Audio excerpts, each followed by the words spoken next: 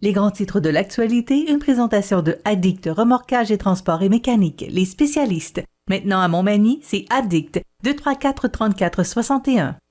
Addict Remorquage et Transport, des professionnels qui peuvent vous aider dans une situation d'enlisement ou simple remorquage. Grâce à ses équipements de haute performance, Addict, c'est aussi le service de transport de tout genre et de mécanique. Maintenant à Montmagny, c'est Addict Remorquage et Transport au 234-3461.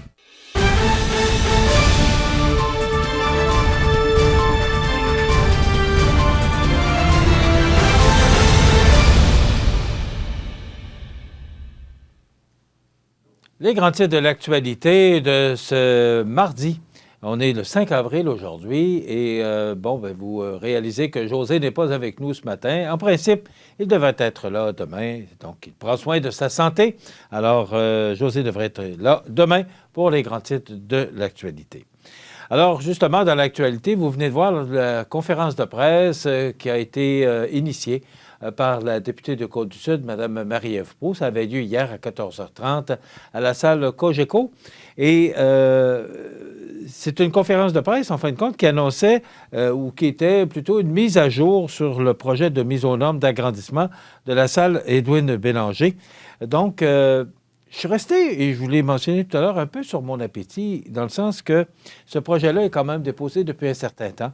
Je m'attendais peut-être à quelques nouvelles, quelques informations supplémentaires qui nous permettent de rêver. Je pense qu'on peut se permettre de rêver quand même si personne n'a osé annoncer quoi que ce soit hier. Bon, la députée Marie-Ève Proulx, qui est en discussion avec la ministre de la Culture, Mme Roy, et il semblerait que Mme Proulx ait une bonne écoute de Mme Roy, et je comprends aussi parce que c'est un projet d'abord qui est rassembleur, qui est dans le contexte aussi du complexe sportif de santé durable également. Donc, c'est en deux phases. Il y a le projet culturel et il y a également le complexe sportif et de santé durable. Et je n'ai jamais senti autant de volonté de la communauté pour ce projet-là. Vous savez, le dernier gros projet qu'on a eu à l'école Cazot, ça a été l'arrivée de la polyvalente. Là. Et ça fait 50 ans, les travaux ont été terminés en 1974, là, mais on a commencé à occuper les locaux aux alentours de 72-73. Ça fait 50 ans. On a une piscine qui a été construite au début ou fin des années 60, début des années 70, donc plus de 50 ans aussi. On a besoin de ce projet-là pour développer notre ville et j'ose imaginer l'effervescence que ça donnerait à notre ville. D'abord, vous savez, on dit souvent, et j'aime pas le dire, mais je vais le dire quand même, on dit souvent que Montmagny, c'est une ville comme au Québec d'ailleurs, avec une population vieillissante. On a besoin de ce genre d'infrastructure-là à Montmagny, justement pour amener de nouvelles familles. Bon, vous savez, les nouvelles familles, les jeunes familles, les enfants font du sport, font toutes sortes d'activités sportives. On a besoin des infrastructures. On a un aréna. On a quand même des infrastructures qui permettent de croire que notre ville est belle et accueillante. Mais là, on sait que quand c'est 50 ans, on n'a pas besoin juste de dire le mot 50 ans, ça dit tout. Donc, il y a des infrastructures à l'école qui ont besoin d'un peu d'amour, de beaucoup d'amour, et aussi la piscine de Guylaine Cloutier, parce qu'on pourrait avoir une piscine qui permette d'avoir des compétitions de grande envergure ici. Alors, je le souhaite de tout mon cœur, de tout mon être, que ce projet-là se réalise. Et je pense que les astres sont en train de s'aligner. Sauf que c'est long parce qu'il y a un processus qu'il faut respecter. C'est ce que Mme Proulx nous a mentionné hier. C'est ce que Christian Noël, à partir du moment où il nous a cité toutes les étapes qu'il faut franchir pour en arriver à avoir la signature de la ministre. Mais là, on est en année électorale. C'est peut-être ce qui m'inquiète le plus, là, parce qu'on est déjà rendu au mois d'avril. Les élections ont lieu au mois d'octobre et ne sachant pas, puis personne n'a de boule de cristal pour savoir comment vont se passer les élections. Alors, est-ce que ce projet-là pourrait être encore retardé justement en raison des élections? Personne ne le sait. Alors, je souhaiterais qu'on puisse avoir une réponse avant le 3 octobre, si vraiment on se rend jusque-là, parce que José nous l'a mentionné souvent, que M. Legault pourrait être tenté de déclencher des élections plus hâtives. C'est son droit, il peut le faire. Mais sinon, ça va jusqu'au 3 octobre. Alors, est-ce que ça pourrait retarder notre projet de la salle Édouard Bélanger, de la mise aux normes d'agrandissement de la salle Édouard Bélanger? Parce que pour l'autre partie, qui est le complexe sportif de santé durable, bien là, on est en campagne de financement avec Pierre Beauregard, qui est président d'honneur. Et là, on va solliciter les entreprises. Bon, c'est un projet là, de près de 40 millions. Excusez-moi. C'est quand même beaucoup d'argent, mais déjà, Promutuel a investi 1,5 million.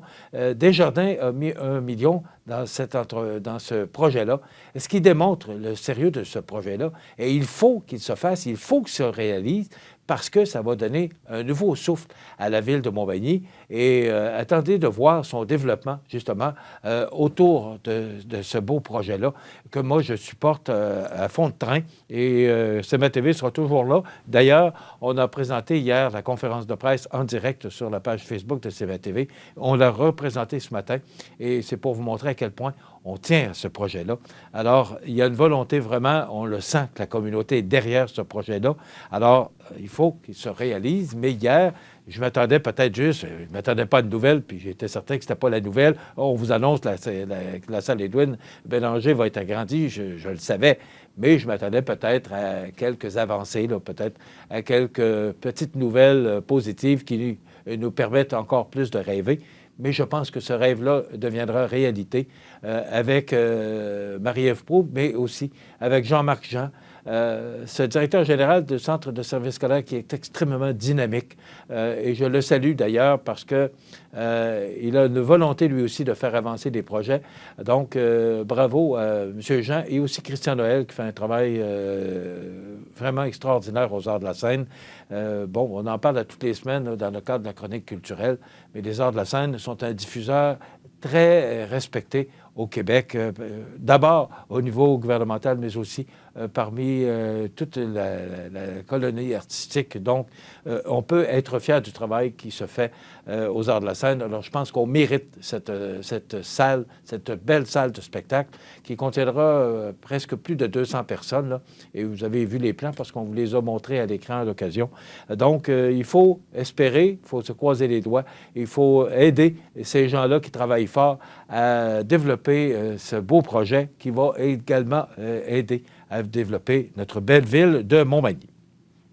Bon, le masque obligatoire jusqu'au 30 avril, le docteur Boileau est supposé, il y a conférence de presse à 11 h ce matin.